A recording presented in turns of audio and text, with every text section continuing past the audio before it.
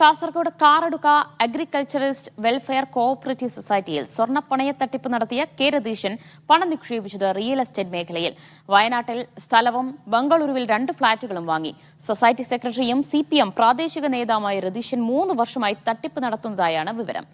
വിശദാംശങ്ങളുമായി ഷഫീഖ് നസറുള്ള ചേരുകയാണ്. ഷഫീഖ, രതീഷിന്റെ തട്ടിപ്പ് CPM നേതൃത്വത്തിന്റെ അറിവോടെയാണ് എന്ന വിമർശനം UDF ഉന്നയിച്ചു കഴിഞ്ഞിരിക്കുകയാണ്.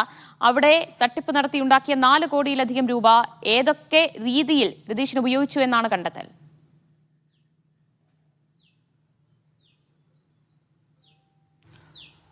CPM പ്രാദേശിക നേതാവായ രതീഷ് കഴിഞ്ഞ 3 വർഷമായി തട്ടിപ്പ് നടത്തുന്നു എന്ന വിവരമാണ് ലഭിക്കുന്നത്. അതുകൊണ്ട് തന്നെ ഈ തട്ടിപ്പ് നേരത്തെ തന്നെ CPMന്റെ നേതാക്കന്മാർ അറിഞ്ഞിരുന്നു. CPM നേതാക്കന്മാർ അറിയാതെ ഒറ്റയ്ക്ക് സെക്രട്ടറിക്ക് മാത്രം ഇത്തരം ഒരു തട്ടിപ്പ് നടത്താൻ കഴിയില്ല എന്ന ഒരു വിമർശനവും ഉയരുന്നുണ്ട്. 4.76 കോടി രൂപയുടെ തട്ടിപ്പാണ് നടത്തിയത്. ഈ തട്ടിപ്പ് നടത്തിയ പണം റിയൽ എസ്റ്റേറ്റ് മേഖലയിൽ ചെലവഴിച്ചു എന്ന വിവരവും ലഭിക്കുന്നുണ്ട്. വയനാടിൽ സ്ഥലമുണ്ട്, അതോടൊപ്പം ബംഗളൂരുവിൽ 2 ഫ്ളാറ്റുകൾ രതീഷിൻ്റെ പേരിലുണ്ട് എന്നാണ് മനസ്സിലാവുന്നത്. ബന്ധുക്കളുടെയും മാതാപിതാക്കളുടെയും ഒക്കെ പേരിൽ ഈ സ്വർണ്ണ വായ്പ എടുത്തിട്ടുണ്ട്. അതിൽ തട്ടിപ്പ് നടത്തിയെന്ന വിവരവും ലഭിക്കുന്നു. ഈ 4.76 കോടി രൂപയുടെ തട്ടിപ്പ് നടത്തിയതിന് പുറമെ അവിടെയുണ്ടായിരുന്ന 42 പേരുടെ സ്വർണ്ണ പണയം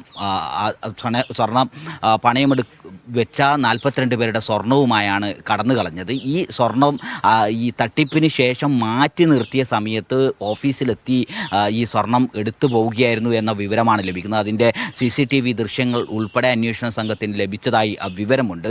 നേരത്തെ തന്നെ ഈ തട്ടിപ്പ് മനസ്സിലായി ഏറ്റവും ഒടുവിൽ ഇത് അന്വേഷണത്തിലേക്ക് വരും എന്ന് പറയുന്ന ഒരു ഘട്ടത്തിലാണ് ഈ രതീഷിനെ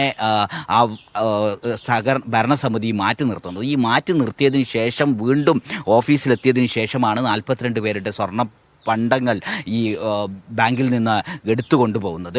അത്തരത്തിൽ 3 വർഷമായി വിവിധ ഘട്ടങ്ങളിലായിട്ടാണ് ഈ തട്ടിപ്പ് നടത്തിയത്. 4.76 കോടി രൂപയുടെ വലിയ തട്ടിപ്പ് നടന്നു. ഈ നടത്തിയ തട്ടിപ്പ് പണം മുഴുവനും റിയൽ എസ്റ്റേറ്റ് മേഖലയിലാണ് നിക്ഷേപിച്ചത്. വയനാടും മറ്റു സ്ഥലങ്ങളിലും സ്ഥലമെടുത്തിട്ടുണ്ട്. അതോടൊപ്പം ബംഗളൂരുവിൽ 2 ഫ്ളാറ്റുണ്ട്. അങ്ങനെ രതീഷിന് ഒറ്റയ്ക്ക് മാത്രം ഇത്തരം ഒരു വലിയ തട്ടിപ്പ് ഇത്രയും ദീർഘകാലം കൊണ്ട് നടത്താൻ കഴിയില്ല എന്ന ഒരു നിരീക്ഷണമാണുള്ളത്. അതുകൊണ്ട് തന്നെ പ്രാദേശികമായും മുതിർന്നതും ഭരണസമിതിയിലുള്ളവർക്കും ഈ തട്ടിപ്പിൽ അറിവും പങ്കാളിത്തവും ഉണ്ടാവും എന്ന ഒരു വിമർശനമാണ് ഇപ്പോൾ UDF അടക്കമുള്ള പ്രതിപക്ഷ സംഘടനകൾ. വിമർശനം ആരോപണങ്ങൾ ശക്തമായി കഴിഞ്ഞിട്ടുണ്ട്. കാരണം 3 വർഷത്തോളം തുടർച്ചയായി ഇങ്ങനെ തട്ടിപ്പ് നടത്തുക, 4.5 കോടിയോളം രൂപ ആ തട്ടിപ്പിലൂടെ സമാഹരിക്കുക എന്നത് എത്രത്തോളം സാധ്യമാകുമെന്നതാണ്. അതുകൊണ്ട് തന്നെയാണ് നേതൃത്വത്തിന്റെ അറിവോടുകൂടി തന്നെയാണ് രതീഷിന് ഇങ്ങനെ ഒരു തട്ടിപ്പ് നടത്തിയതെന്ന വിമർശനം കൂടി ഉയരുന്നത്.